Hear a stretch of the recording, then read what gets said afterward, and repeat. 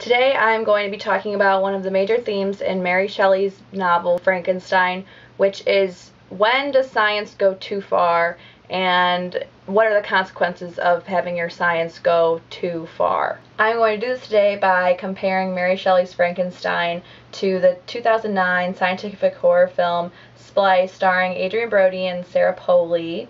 The two star as a couple named Clive and Elsa, and they are both scientists, and they are hoping to gain great fame by splicing together the DNA of different animals to create animal hybrids for medical use so they can produce organs for people that need donors. The two of them do gain some success in this field because they do actually have manufactured animals, but they actually want to take it further by splicing human DNA into it because this will absolutely revolutionize the medical and the scientific world forever. However, the pharmaceutical company that sponsors their research does not approve this at all whatsoever. They do not want some type of superhuman creation thing going on. They think it's too risky to add the human chromosomes into with the animal chromosomes, so they forbid it. But of course, then there'd be no movie, so the two of them decide to do it in secret and in private. Now already we can see the parallel between this and Frankenstein. He knows that it's not necessarily morally right to go and make this monster. Victor Frankenstein didn't know that. But then again, he does do it in secret. He does all his studying by himself, and then he makes this creation by himself at his house. So that's similar to Clive and Elsa, who know that they shouldn't be doing this, but they want the glory and the fame of being the ones that created this great human hybrid that can revolutionize everything, just like Victor wanted to be able to be the one person that was able to play God and create someone from just dead body parts.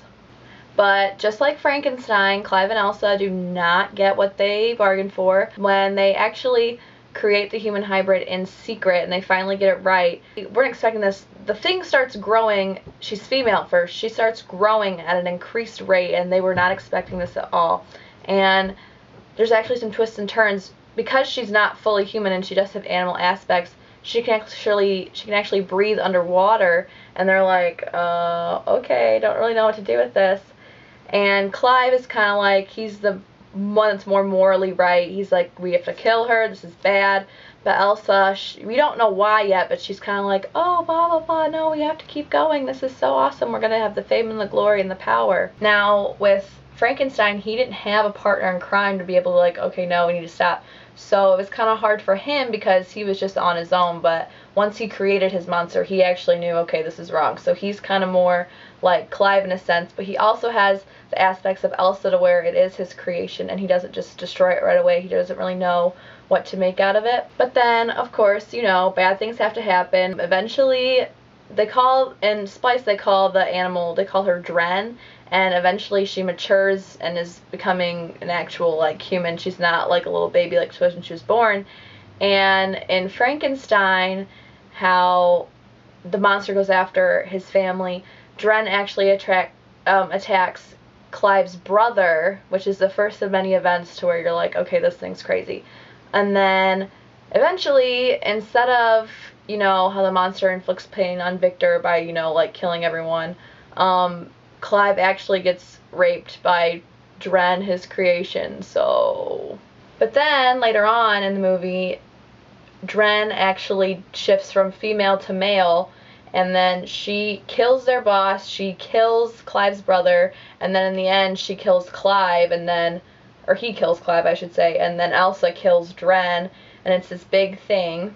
So just like Frankenstein's monster, Dren went overboard and went against her / his creators. She's pregnant actually, and she's kind of like, what's the worst thing that could happen? And it's like, a lot could go wrong. Main difference is, in the end of Frankenstein, Frankenstein never really gets the happy ending. You know, he tells Walton on the boat, like, about what he did, and he doesn't really get the glory of creating that monster.